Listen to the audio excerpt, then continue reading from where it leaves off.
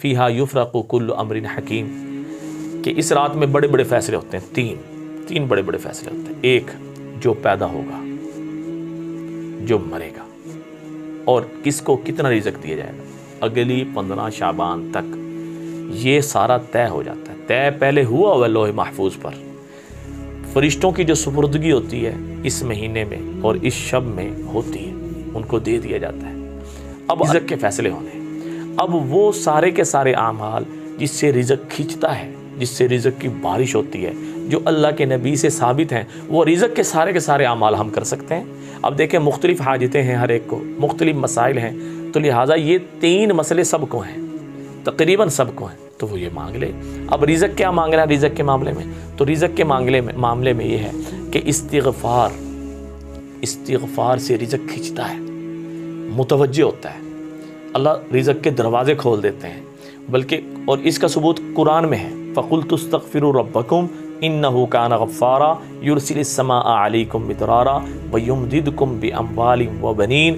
تو یہ وَيَجْعَلْ لَكُمْ جَنَّاتٍ وَيَجْعَلْ لَكُمْ أَنْهَارًا، گویا کہ استغفر اللہ، یہ جو کہنا ہے اللہ کو اتنا پسند ہے، اللہ کہہ رہے ہیں میں بارشیں چاہیے تو استغفار کرو، اولاد چاہیے استغفار کرو، مال چاہیے مال رزق چاہیے، کچھ بھی چاہیے استغفار میں لگ جاؤ، میں تمہیں باغ والا بھی بناؤں گا، نہریں والے بھی بناؤں گا، معاف بھی کر دوں گا۔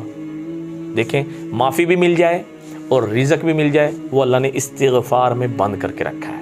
اس کی آسان سی ترتیب ہے، اللہ کے نبی ہر نماز کے بعد 70 دفعہ پڑھتے تھے، تو ہم دیکھ لیں ہمیں کتنا پڑھنا ہے۔ 70 دفعہ پڑھنا چاہتے ہیں 70 دفعہ پڑھ لیں، 100 دفعہ پڑھنا چاہتے ہیں 100 دفعہ پڑھ لیں، جتنی آپ کی ہمت ہو سکتی ہے آپ کر لیں۔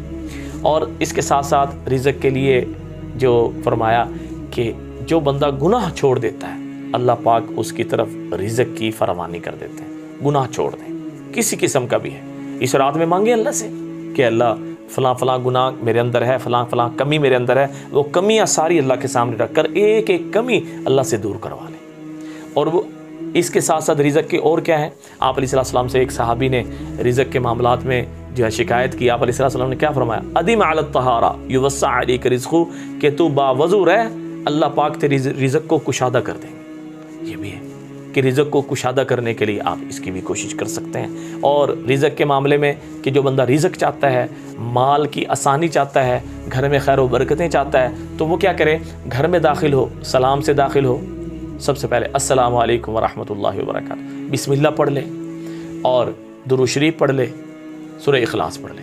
تو یہ مختلف جگہوں سے ملتا ہے، مختلف کتابوں سے ملتا ہے کہ اس کے کرنے سے بھی اللہ پاک رزق کی فراوانی، مال کی فراوانی عطا کرتے ہیں۔ اور صدقہ دیں، بری موت سے بھی بچیں، اور اللہ پاک سے صدقہ دے کر، اللہ پاک کو صدقہ دے کر تجارت کر لیں۔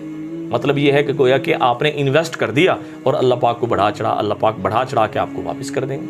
اپنی جتنی آمدن میں ہے اس میں اللہ کے لیے فیصد طے کریں، 1%، 2%، 5%، جتنا آپ کر سکتے ہیں، جتنا آسانی سے کر سکتے ہیں، دل کی خوشی سے کر سکتے ہیں، تو اللہ انشاءاللہ اس کو بڑھا چڑھا کے آپ کو واپس کر دے گا۔ تو لہٰذا ان ساری باتوں کو محفوظ کریں، صدقہ جاریہ سمجھ کے آگے شیئر کریں، دعاؤں میں یاد رکھیں۔ السلام علیکم ورحمۃ اللہ وبرکاتہ۔